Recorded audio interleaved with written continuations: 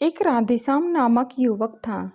स्वभाव का बड़ा ही शांत एवं सुविचारों वाला व्यक्ति था। उसका छोटा सा परिवार था जिसमें उसके माता पिता, पत्नी एवं 2 बच्चे थे। सभी से वो बेहद प्यार करता था। इसके अलावा वो कृष्ण भगत था और सभी पर दया भाव रखता था। जरूरतमंद की सेवा करता था, किसी को दुख नहीं देता था। उसके इन्हीं गुणों के कारण श्री कृष्ण उससे बहुत प्रसन्न थे और सदैव उसके साथ रहते थे। और राधेश्याम अपने कृष्ण को देख भी सकता था और बातें भी करता था। इसके बावजूद उसने कभी ईश्वर से कुछ नहीं मांगा। वह बहुत खुश रहता था क्योंकि ईश्वर हमेशा उसके साथ रहते थे, उसे मार्गदर्शन देते थे। राधेश्याम भी कृष्ण को अपने मित्र की तरह ही पुकारता था और उनसे अपने विचारों को बांटता था। एक दिन राधेश्याम के पिता की तबीयत अचानक खराब हो गई। उन्हें अस्पताल में भर्ती किया गया। उसने सभी डॉक्टर्स के हाथ जोड़े, अपने पिता को बचाने की मिन्नतें की, लेकिन सभी ने उससे कहा कि वो ज़्यादा उम्मीद नहीं दे सकते और सभी ने उसे भगवान पर भरोसा रखने को कहा। तभी राधेश्याम को कृष्ण का ख्याल आया और उसने अपने कृष्ण को पुकारा। कृष्ण दौड़े चले आए। राधेश्याम ने कहा, मित्र, तुम तो भगवान हो, मेरे पिता को बचा लो। कृष्ण ने कहा, मित्र, ये मेरे हाथ में नहीं है। अगर मृत्यु का समय होगा तो होना तय है। इस पर राधेश्याम नाराज हो गया और कृष्ण से लड़ने लगा।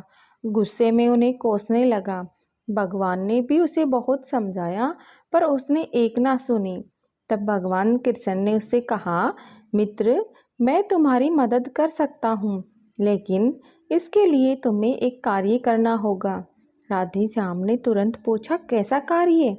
कृष्ण ने कहा, तुम्हें किसी के घर से एक मुट्ठी ज्वार लानी होगी और ध्यान रखना होगा कि उस परिवार में कभी किसी की मृत्यु न हुई हो। राधेश्याम झट से हाँ बोलकर तलाश में निकल गया।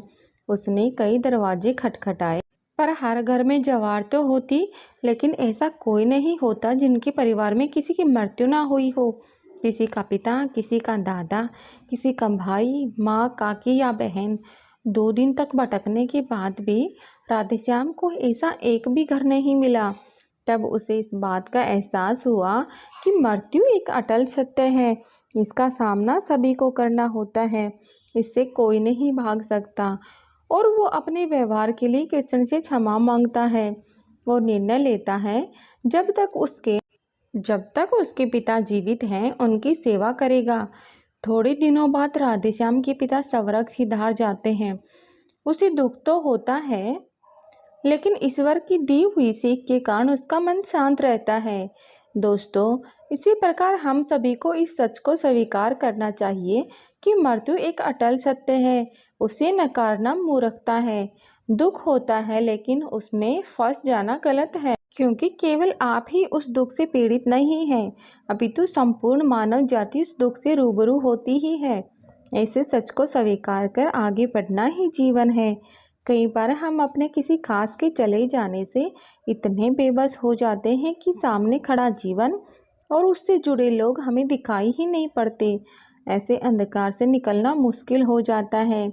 जो मनुष्य मृत्यु के सत्य को स्वीकार कर लेता है, उसका जीवन भार विहीन हो जाता है और वो उसे कभी कोई कष्ट तोड़ नहीं सकता और वो जीवन के हर क्षेत्र में आगे बढ़ता है। दोस्तों, कहानी अच्छी लगे तो कमेंट करना ना भूलें। चैनल को सब्सक्राइब